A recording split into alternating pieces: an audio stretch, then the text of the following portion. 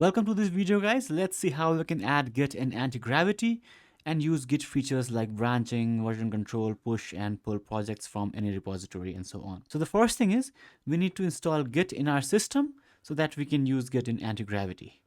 Let's see how we can install Git first. Go to this URL here. I'll have this link in the description below. You can just click on it and now click on downloads. Here you'll see the bunch of options here that support Git. Now you can click on your specific version, or if you're on Windows or whatever your version is, just click on this and you'll be taken to this page. Here you'll see these options. Now you can just click on this and your latest version download will start. As you can see, the download has started. Let's wait till the download is complete. Once the download is complete, just click on open file and the Git installer will open. If you are asked, do you want to allow this app to make changes to your device, just click on yes. So once this pop-up comes up, just click on next. And this is where your Git will be installed by default. You can click on browse and you can choose any other location where you want to install, but I'll keep it at the default directory. Just click on next, and this is coming because I already had a Git folder. In your case, you will not see this.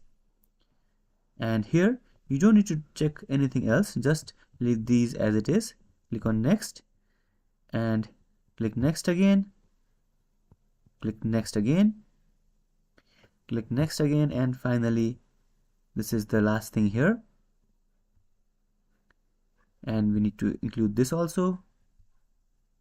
Again, click next. So these are all the additional things that are required for Git. So most probably you don't have these, so it's fine if you just leave it at default. Okay, just leave all the things, and finally our Git installation has started. Let's wait till this is finished and we will create our first Git repo. After the installation is complete, you'll see this. Now you can just close this, uncheck this, and then click on finish. Now let's create a project and create our first repo. So now just right click, click on new and click on folder, and let's call it my project, right? So, and inside this I'll right click and let's say I want to create a new file here, main.txt or whatever, and now we want to open Git, right? So hold shift and right click and click on open Git bash here. So now we have opened Git bash, and as you can see, we are inside our project, that is my project. Here you can do all the Git commands and you can do git commit and all that stuff, but initially before doing all that stuff we need to make this a Git repository. So the command is git init. Just hit enter, and as you can see, it is saying initialize empty Git repository. And if I refresh this, you'll see this .git folder, and now you can do everything like git add, git commit, git push and all that stuff. So this is how we can install and use Git. Once we have installed Git in our system, click on this source control icon here. It will show you this text that says enable Git in your settings. So you can just click on the settings and you'll directly be taken here where you need to check this checkbox and Git will be enabled. And now as you can see, you can open folder, clone repository and do all the Git related stuff. Now if you don't see this icon here for some reason, you can just go to go to file, hover over preferences and click on editor settings.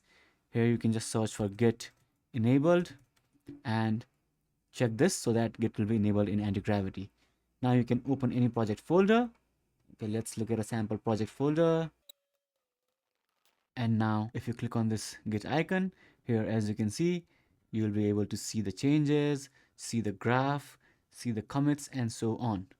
And now when you make changes, you'll be able to commit changes and push and pull from here using source control. If you have any questions, let me know in the comments below.